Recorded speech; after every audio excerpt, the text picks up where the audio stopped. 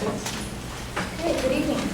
As Constance mentioned, my name is Stacy Monroe. I'm a senior planner with the Speak into the microphone. I am a senior planner with the city's land use services of Bureau of Development Services. Okay, how is this? Is this better? Yes. So I'm on the team who specifically implements the zoning code and the the historic resource protection overlay zone. We review the discretionary land use reviews that look at alterations and new construction in historic districts. More broadly, we also look at alterations to historic landmarks and preservation incentive reviews and some other kinds. But the one I want to focus on today is specifically for alterations to structures in historic districts. There are different types of reviews, and there are different fees for those reviews, and there's different triggers for the reviews. And I'm just really going to briefly go through them. And if you have follow-up questions or specific questions, I'd be happy to answer those afterwards.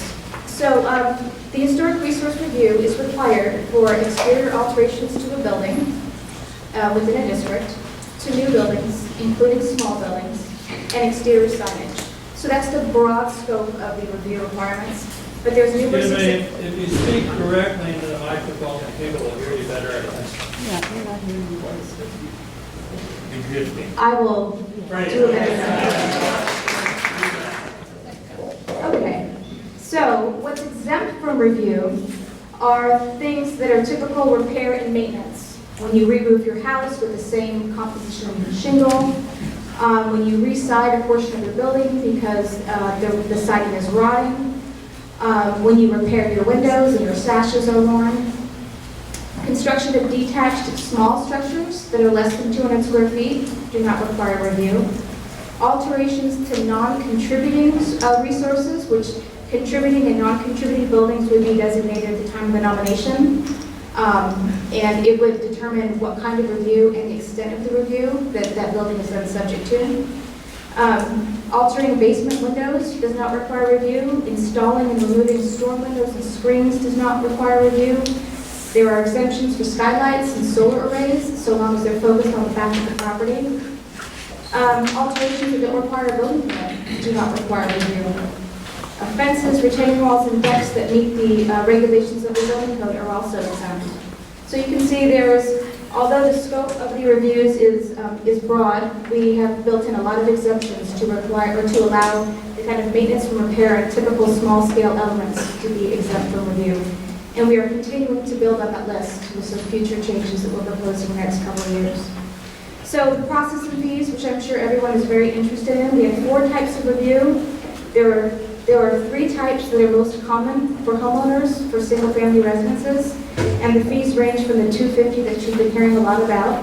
And that was a couple of years ago. There was, because of the influx of reviews from Irvington, it being such a broad district, we got a lot of concerns from the neighbors about the cost and the time of the reviews. So we introduced this new Type 1 review, which is only $250, and the process takes about 35 days.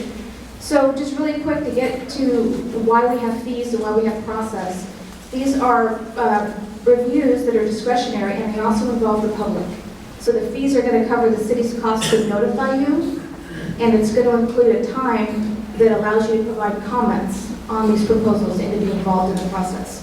So while we understand the fees and the time can be somewhat prohibitive, they're there for a reason, and they're there to help you participate and for the city to do their job and to notify you. So the other types of reviews are Type 2 and Type 3 reviews. Those are for larger projects, adding an addition on the back, adding a dormer, adding a second story, things of that nature. And of course, as you might assume, the fees and the timing get increased with those larger reviews. Other reviewers need to look at them for stormwater impacts.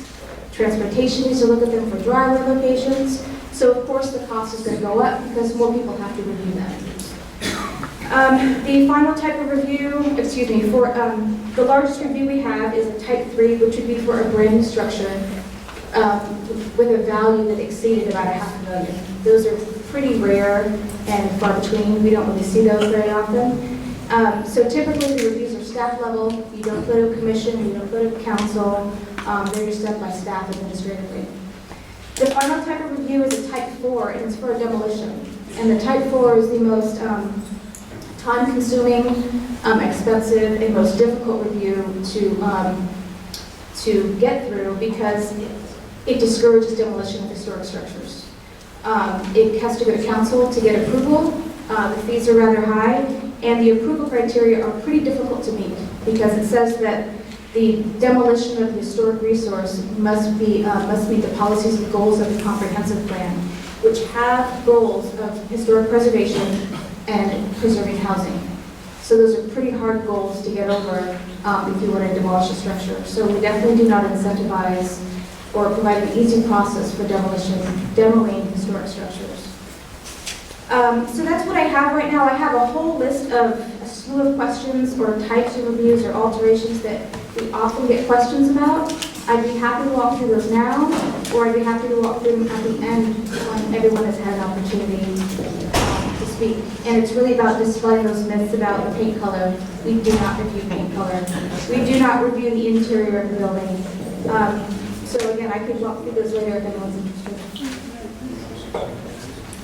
Thank you.